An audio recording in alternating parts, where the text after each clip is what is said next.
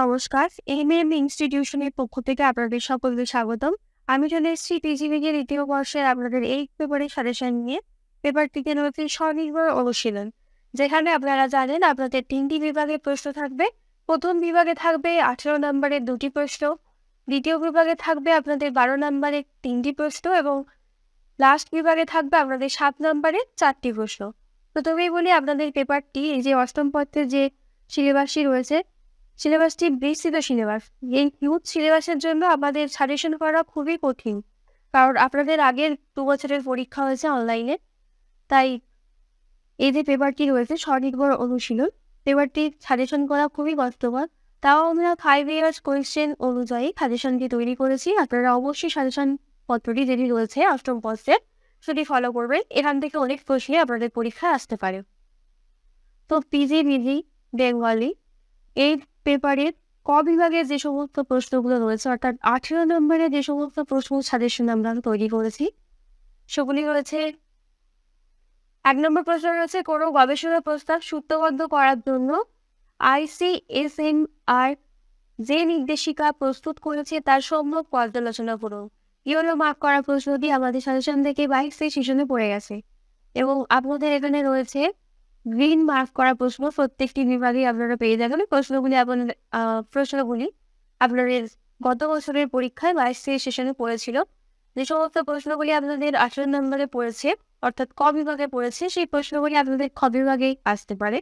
এবং খ বিভাগে যে সমস্ত প্রশ্নগুলি পড়েছে সেই প্রশ্নগুলি কিন্তু সেখান থেকে কোনো প্রশ্ন হয়তো আপনাদের ক বিভাগে আসলো, এরকমও হতে পারে। তো 2 নম্বর প্রশ্নটি ক বিভাগে দেওয়া হয়েছে। এই প্রশ্নটি হচ্ছে 19 শতকে বাংলার অনুবাদের বিস্তার সম্পর্কে একটি নিবন্ধ রচনা করুন। সমগ্র গঠন বিষয়ে বিশদে আলোচনা করুন। 3 নম্বর প্রশ্ন রয়েছে, অনুবাদের বিভিন্ন শ্রেণী এবং পদ্ধতি নিয়ে আলোচনা করুন এবং অনুবাদের পদ্ধতি সম্পর্কে আলোচনা করুন। পরে আমরা দেখব যে অনুবাদ থেকে অনেক কোশ্চেনই এখানে দেওয়া হয়েছে। তো অনুবাদ থেকে যদি আপনারা আমাদের নোটস নেন, তাহলে দেখবেন যে এক একটি চ্যাপ্টার থেকে পরপর যে সমস্ত প্রশ্ন উত্তরগুলো দেওয়া হয়েছে সেগুলি পড়লেই আপনারা যে কোনো উত্তর লিখতে পারবেন। পরবর্তী প্রশ্ন রয়েছে 4 নম্বরের প্রশ্নটি, গবেষণায় তথ্য বিশ্লেষণের প্রয়োজনীয়তা বিশদ ব্যাখ্যা করুন। 5 নম্বরের প্রশ্নে রয়েছে, একটি সাহিত্য গবেষণার বিষয়ে একটি রচনা নির্দেশিকাপত্র রচনা করুন। 6 নম্বরের প্রশ্নে রয়েছে, কোনো গবেষণার ক্ষেত্রে প্রশ্নমালার ভূমিকা কী? প্রশ্নমালার সুবিধা অসুবিধাগুলি নির্দেশ করুন। পরবর্তী প্রশ্নের সাথে রয়েছে, গবেষণায় প্রশ্নমালার গুরুত্বের কথা উল্লেখ করুন। তারপরে প্রশ্ন রয়েছে, তথ্য প্রক্রিয়াকরণ এবং তথ্য বিশ্লেষণ সম্পর্কে আপনার ধারণা ব্যক্ত করুন। তথ্য প্রক্রিয়াকরণের গুরুত্বপূর্ণ যে স্তর, সেই স্তরগুলির কথা উল্লেখ করে সেই স্তরগুলি সম্পর্কে আলোচনা করুন। এর সাথে আরও প্রশ্ন রয়েছে, গবেষণার সন্দর্ভে রিপোর্টের প্রধান অংশে যে যে বিষয় অন্তর্ভুক্ত থাকে সেগুলি সম্পর্কে বিস্তারিত আলোচনা করুন। 8 নম্বরে যে প্রশ্নটি দেখতে পাচ্ছি সেটি হলো, সাহিত্যিক মিলন কুন্দেরা এনার অনুবাদ সম্বন্ধে নিজস্ব অভিজ্ঞতার কাহিনী তিনি লিপিবদ্ধ করেছেন। অনুবাদের পদ্ধতি নিয়ে আলোচনার ক্ষেত্রে এই কাহিনীটি উদ্ধৃত করার যৌক্তিকতা কোথায় তা রেখে অনুবাদের পদ্ধতি সম্পর্কে আপনার ধারণাটি উপস্থাপিত করুন।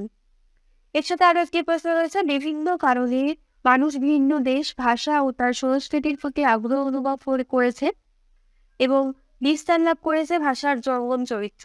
অনুবাদের ক্ষেত্রেও রয়েছে নানাবিধ কারণ, উদাহরণ নিয়ে কারণগুলি নির্দেশ করুন। তো এখানে অথবা দিয়ে প্রশ্নগুলো বলছি আমি। তো এখানে অবলিক দেওয়ার কারণ একটাই, যে ধরুন এখানে গবেষণা প্রশ্নই রয়েছে। 6 নম্বরের প্রশ্ন যদি আমরা বলি, এখানে গবেষণা থেকে কী কী প্রশ্ন আসতে পারে সেই প্রশ্নগুলি অবলিক দিয়ে এখানে দেওয়া হয়েছে। পরবর্তী ক বিভাগে 9 নম্বরের প্রশ্নটি রয়েছে, তথ্য প্রক্রিয়াকরণ এটি কি? গবেষণার ক্ষেত্রে এই প্রক্রিয়ার যে 3টি স্তর রয়েছে সেগুলি লিখুন। প্রশ্নটি ভাগ করা হয়েছে, দেখতে পাচ্ছেন 3+15। এর সাথে আরও একটি প্রশ্ন দেওয়া হয়েছে, একটি যথার্থ গবেষণা কর্মের খসড়া গঠনে কোন কোন বিষয়গুলি লক্ষ্য রাখা উচিত সে সম্পর্কে তথ্যমুক্ত আলোচনা করেন। অর্থাৎ গবেষণা থেকে প্রশ্নটি দেওয়া হয়েছে। এটি রয়েছে ডেটা প্রসেসিং থেকে। পরবর্তী 10 নম্বরের প্রশ্নটি রয়েছে, কবিতা অনুবাদের ক্ষেত্রে চিত্রকল্প নির্মিত সমস্যায় আপনার মতামত দিন। একটি গবেষণা কর্মের রিপোর্টের প্রধান অংশগুলি নিয়ে বিস্তৃত আলোচনা করুন। পরবর্তী গ্রিন মার্ক করা প্রশ্ন দেখতে পাচ্ছেন, সেগুলি আপনাদের 18 নম্বরে পড়েছিল, গত বছরে যে পরীক্ষা হতো সেই পরীক্ষায় পড়েছিল। খ বিভাগ অর্থাৎ 12 নম্বরের প্রশ্নগুলি রয়েছে, একটি গবেষণাপত্রের রিপোর্ট কিভাবে লিখতে হবে তা বর্ণনা করুন। 2 নম্বর প্রশ্ন রয়েছে, অনুবাদের সময় কি কি সমস্যা নিরসন করতে হয় আলোচনা করুন। অনুবাদ থেকে প্রশ্ন দিয়েছে, অনুবাদের সময় সম্ভাব্য সমস্যাগুলি সম্পর্কে আলোকপাত করে সেগুলি নিরসন কিভাবে হতে পারে আলোচনা করুন। পরবর্তী প্রশ্ন রয়েছে, অনুবাদের সমস্যাগুলি লিপিবদ্ধ করে সেই সব সমস্যার সম্ভাব্য সমাধানগুলি নির্দেশ করুন। 3 নম্বরে যে প্রশ্নটি রয়েছে, গবেষণায় তথ্য প্রক্রিয়াকরণ বলতে কি বোঝায় সেই সম্পর্কে আপনার ধারণা ব্যক্ত করুন। পরবর্তী প্রশ্ন দুটি দেখতে পাচ্ছি, উৎস থেকে উদ্ধৃতি নেওয়ার সময় কোন কোন নিয়ম পালন করতে হয়, সাহিত্য গবেষণার পদ্ধতির প্রয়োজনীয়তা ব্যাখ্যা করুন, প্রসঙ্গত উদ্ধৃতি শৈলী বিষয়ে আলোচনা করুন। 5 নম্বরের প্রশ্নটি রয়েছে, প্রশ্নের বিন্যাস ফর্ম সম্পর্কে আলোচনা করুন। নেক্সট রয়েছে, গবেষণায় ফুটনোট বা এন্ড উইথ ব্যবহারের প্রয়োজনীয়তা কি। নেক্সট প্রশ্ন রয়েছে, সাহিত্য পাঠের ক্ষেত্রে অনুবাদ কতখানি গুরুত্বপূর্ণ। 8 নম্বরের প্রশ্নটি রয়েছে, তথ্য প্রক্রিয়াকরণের সম্পাদনার পদ্ধতিগুলি সম্পর্কে আলোকপাত করুন।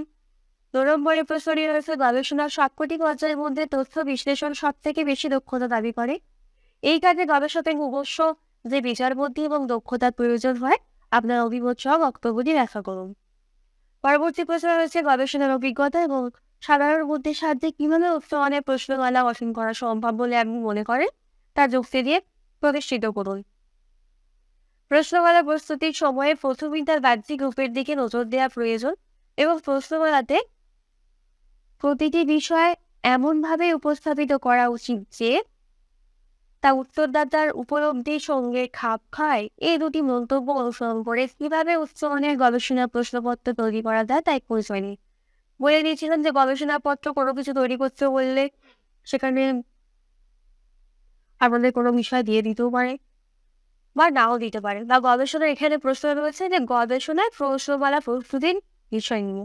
তো প্রশ্নমালা যখন আপনি প্রস্তুত করবেন সেখানে কি কি এখানে একটি উক্তি দিয়েছে, এই উক্তিটির অনুসরণ করে আপনাকে উচ্চমানের গবেষণা প্রশ্নপত্র তৈরি করতে হবে।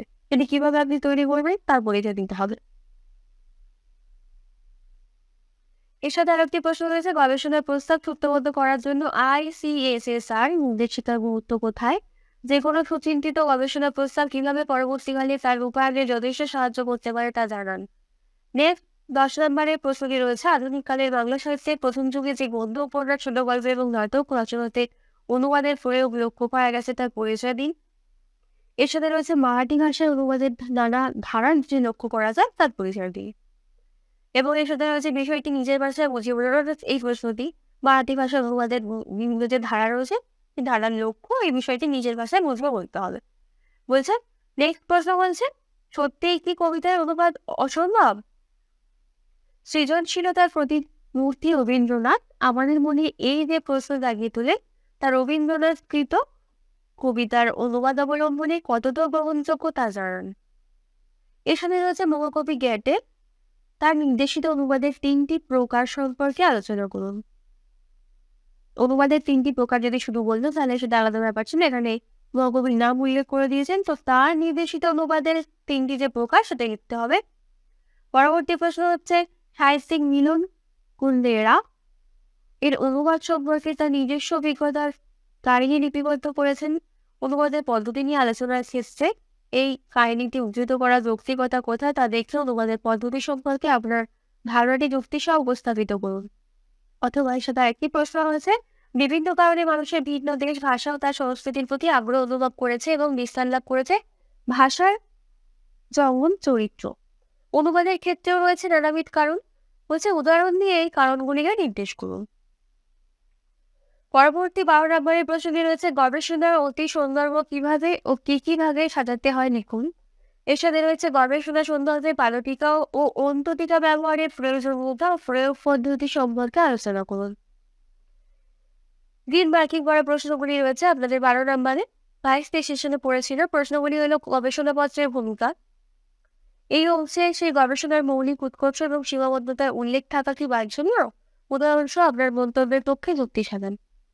পরবর্তী প্রশ্ন রয়েছে, কৃত্রিম অনুবাদ কাকে বলে। মূলানো ও কৃত্রিম অনুবাদের পার্থক্য নির্দেশ করুন। কৃত্রিম অনুবাদ পাঠের যৌক্তিকতা কোথায়। ইন্টারলিঙ্গুয়াল এবং ইন্টারলিঙ্গুয়াল ট্রান্সলেশন বলতে কি বোঝেন?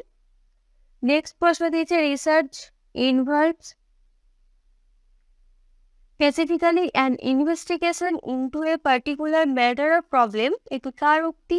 উক্তি কি যথার্থতা বিশ্লেষণ করুন। পরবর্তী রয়েছে অনুবাদ অর্থাৎ ট্রান্সলেশন, কিভাবে অনুবাদ সৃষ্টি বা ট্রান্সক্রিয়েশন হয়ে ওঠে তা উদাহরণ সহ ব্যাখ্যা করুন।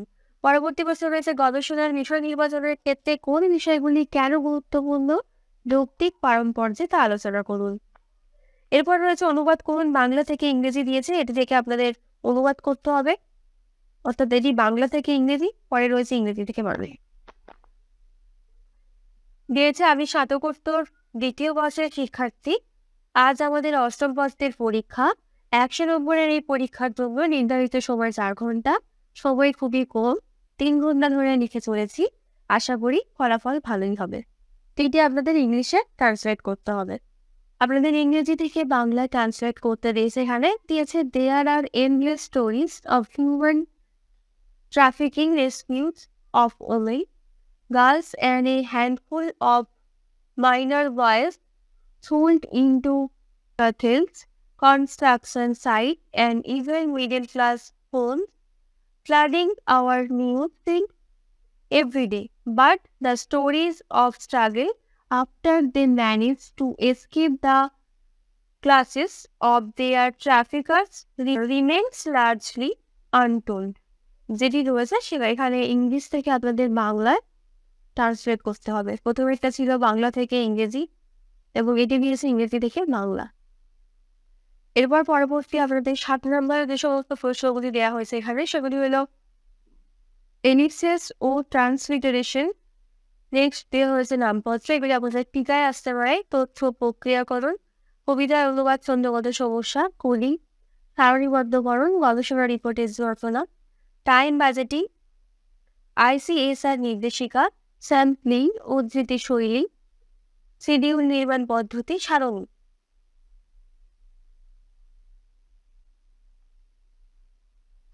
নেক্সট রয়েছে প্রাক রবীন্দ্র যুগের অনুবাদ চর্চা, কবিতা অনুবাদে ছন্দের ভূমিকা, আকরপন্থী এবং গ্রিন মার্কিং করার প্রশ্নগুলি যেগুলো পড়েছিল আগের বছরে সেগুলি হচ্ছে গবেষণা কর্মের ক্ষেত্রে কোন প্রকার টিকাকরণ পাঠকের পাঠের ক্ষেত্রে অধিকতর সুবিধাজনক, যুক্তিসহ আলোচনা করুন। স্রষ্টা যেখানে নিজেই অনুবাদক সেখানে তার সেই অনুবাদ কোনো একটি গবেষণা কর্মের ক্ষেত্রে কতখানি গুরুত্বপূর্ণ তা লিখুন। পরবর্তী টিকা দিয়েছে প্রশ্নসজ্জায় ফানেল পদ্ধতি। পরবর্তী প্রশ্নটি হচ্ছে প্রশ্নপত্রে দ্ব্যর্থবোধক যে শব্দ ব্যবহার আবশ্যিক, মন্তব্যটির পক্ষে বা বিপক্ষে আপনার মত দিন। পরবর্তী প্রশ্ন গবেষণাপত্রের লিখন শৈলীর ক্ষেত্রে কোন বিষয়গুলি গুরুত্ব সেটি আলোচনা করুন। বাংলা গীতাঞ্জলি কাব্যেরই ইংরেজি অনুবাদ সোল অফারিংস, এই উক্তিটির যে সত্যতা তা যাচাই করুন। অর্থাৎ সোল অফারিংসকে যে সোল অফারিংস এই যে উক্তি যেটি রয়েছে যে এটি বাংলা গীতাঞ্জলি কাব্যেরই ইংরেজি অনুবাদ সোল অফারিংসটি, এটি সত্যতা যাচাই করতে হবে। পরবর্তী প্রশ্ন ধরা যাক কোনো গবেষক রবীন্দ্রনাথের সোনারতরী কাব্যটি নিয়ে গবেষণারত, সেক্ষেত্রে গবেষণাপত্রের মুখ্য উৎস হিসেবে গবেষক কোন কোন তথ্য সংগ্রহ করবে। অর্থাৎ আপনাদের বলে দিয়েছে এখানে গবেষণার মুখ্য উদ্দেশ্য কি, এখানে গবেষণাপত্র কি নিয়ে তৈরি করবেন, অর্থাৎ বলে দিয়েছে রবীন্দ্রনাথের সোনারতরী কবিতাটি নিয়ে একজন গবেষণারত।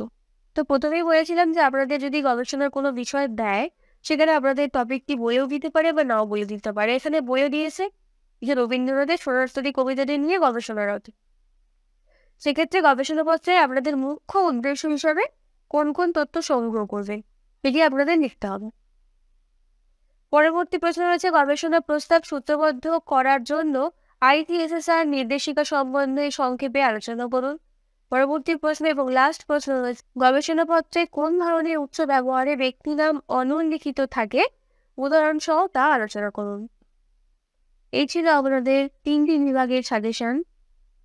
সব শেষে বলে রাখি আপনারা সাজেশনটি অবশ্যই ফলো করবেন এবং আপনাদের যেই গবেষণা সংক্রান্ত যে সমস্ত প্রশ্ন এই পেপারটি খুবই কঠিন, তো অত ঘাবড়ানোর দরকার নেই।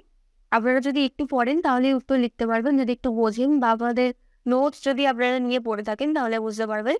এবং আপনারা আমাদের নোটস দেওয়া চলছে, যদি কেউ নোটস নিতে চান তাহলে স্ক্রিনে দেওয়া নাম্বারে অবশ্যই যোগাযোগ করবেন। এবং আরও বলি, আমাদের ওয়েবসাইট যেটি আছে সেই ওয়েবসাইটে গিয়ে আপনারা প্রশ্ন উত্তরের যে স্যাম্পেলটি দেওয়া হয়েছে সেটি কালেক্ট করতে পারেন এবং আমাদের এই পিডিএফটি সেখানে গিয়ে কালেক্ট করতে পারেন। এবং অবশ্যই যদি কেউ নোটস নিতে চান এই নাম্বারে যোগাযোগ করবেন। এবং লাস্ট বলি, আমাদের লাস্ট মিনিট সাজেশন আপনাদের জন্য দেওয়া হবে। তার জন্য অবশ্যই আপনারা আমাদের ইউটিউব চ্যানেলটি ফলো করবেন। সকলে ভালো থাকবেন।